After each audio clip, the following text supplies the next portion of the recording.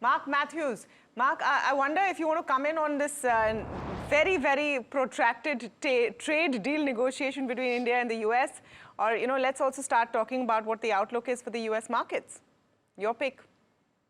Well, on the trade deal or the prospective trade deal, of course, I'm glad the market is happy. I always felt that people were making a mountain out of a molehill about this because the exports to America, of course, there are certain sectors that for which it's important, like aquaculture or textiles, but generally it's never been a driver of the Indian economy. So I always felt it was exaggerated, but it was clearly a sentiment overhang, and still is. I suppose that the devil will be in the details, because my understanding is the Americans want access to the Indian consumer for their agricultural products, and we all know what a hot potato that is. But they see India with a population of 1.4 billion on its way to 1.7, will be the largest market for agriculture in the world, and they want access to it. So I'll be interested in what the deal looks like. And on the US market, I guess what I would say is that it has earnings growth, that the consensus forecast next year of 14%, and that is still being driven by the technology sector. The consensus looks for around 23% earnings growth for the technology sector next year. And if those numbers are correct, then it would be premature to say that the bull market isn't over, especially if the Fed continues to cut interest rates. Yeah, this is a fair point. Mark, specifically with respect to India, what's holding the market back at this point? Because is it just that sentiment, is what I'm asking? Because if you look at the two major markets here, you look at China and you look at India, and you see obviously relative valuation comfort, significant relative valuation comfort exists in China. Is it a combination of the fact that valuations haven't come off to that extent in India and the sentiment being a little bit wary? I think it is three things. First, there is no AI play in India. China has a massive AI ecosystem. It's highly investable.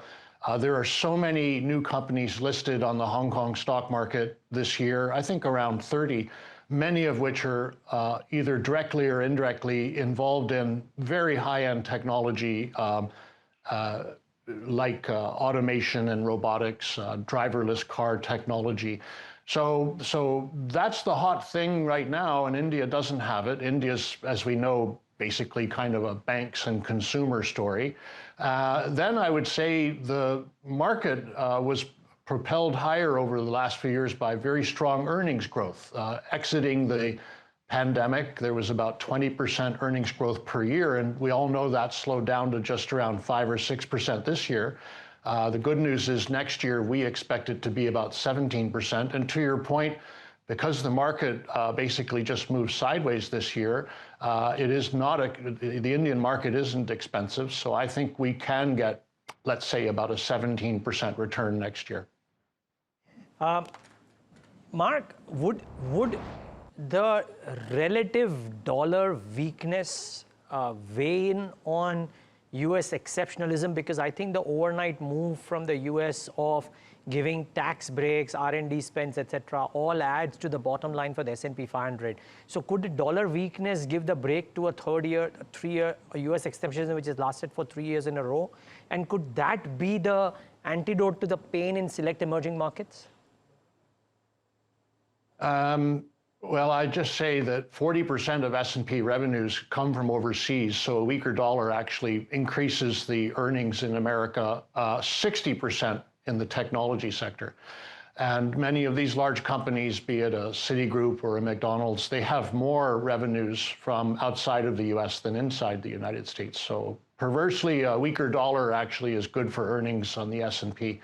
But yes, I think you are right that we've become accustomed to a strong dollar since the end of the global financial crisis, and that is being challenged now. I think the dollar will be weak versus some currencies, I would say particularly the ones with strong fiscal surpluses, countries like the Scandinavian countries, like Australia. But it might not be weak versus other large developed economies that are grappling with similar problems of very large deficits. And that would be notably the EU and the United Kingdom. Mark, thanks so much for taking the time. Pleasure speaking with you as always, and look forward to the next one.